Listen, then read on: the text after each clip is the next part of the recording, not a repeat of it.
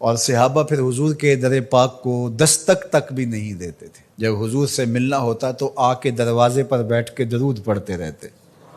حضور جب خود آتے تو کوئی بات کہتے، انتظار کرتے رہتے۔ اور آقا کریم کا طریقہ بھی یہ تھا کہ جب حضور گھر تشریف لے جاتے اور حضور نے فوری پلٹ کے واپس آنا ہوتا تو حضور اپنے نالین باہر اتار دیتے۔ یہ سائن تھا اس بات کا کہ رکیے، حضور ابھی آ رہے ہیں۔ اور حضور نے اگر استراحت فرمانی ہے، ابھی نہیں آنا، تو حضور نالین سمیت چلے جاتے۔ حضور بھی خیال رکھتے تھے کہ کوئی دیر تک نہ بیٹھے، اب تشریف لے گئے ہیں، دیر کے بعد آئیں کہ کوئی کام کر لیں، کھانا کھا لیں، چلے جائیں۔ لیکن حضور نے اگر فوری پلٹ کے آنا، چند لمحوں کے لیے گئے ہیں گھر، 10 منٹ کے بعد پھر آئے، تو حضور نالین دروازے کے ساتھ ہی اتار کے چلے جاتے۔ نالین کو دیکھ کر صحابہ جان لیتے کہ ابھی حضور آئے۔ کہا اتنی دیر تک نالین دیکھتے رہو، قدموں کے نشان ڈھونڈتے رہو، مصطفیٰ جان رحمت آنے ہی والے ہیں۔ اللہ اکبر، تمہاری نظریں نبی کے نالین پہ لگی رہیں۔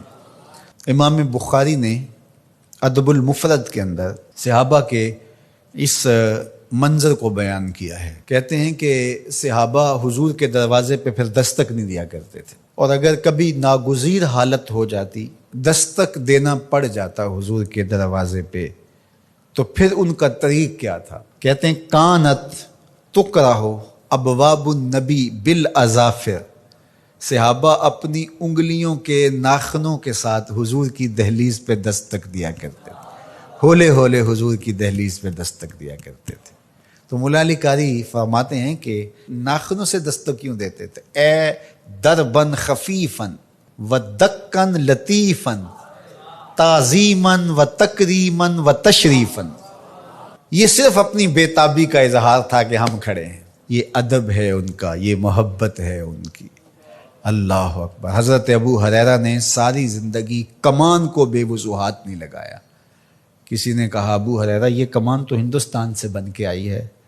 کہا کہ اس کمان کو بھی بے وضوحات نہیں لگاؤں گا، اس لیے کہ اس کی شکل اس کمان سے ملتی ہے جو میرے حضور کے ہاتھ میں رہی، میں اس کو بھی بے وضوحات نہیں لگاؤں گا۔ یہ تھی ان کی محبت۔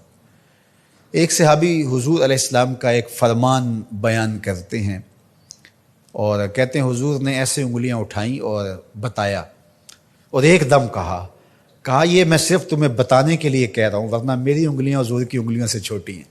اللہ اکبر۔ کہا یہ جو میں نے کہا حضور نے یوں انگلیاں اٹھائیں، یہ میں تمہیں بتانے کے لیے، مسئلہ سمجھانے کے لیے، میری انگلیاں حضور کی انگلیوں جیسی نہیں ہیں۔